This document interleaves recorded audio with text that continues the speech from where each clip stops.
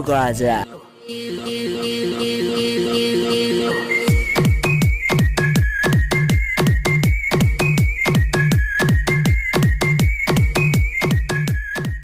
তো আমি যদি একটা ইভো গান সরাসরি ম্যাক্স করতে যাই তাহলে প্রায় 14,500 ডায়মন্ড নষ্ট হয়ে যাবে। যেই বোকামো কেউ করে না, সবাই বক্স কেনে, বক্সগুলো ওপেন করে করে তাই ম্যাক্স করে।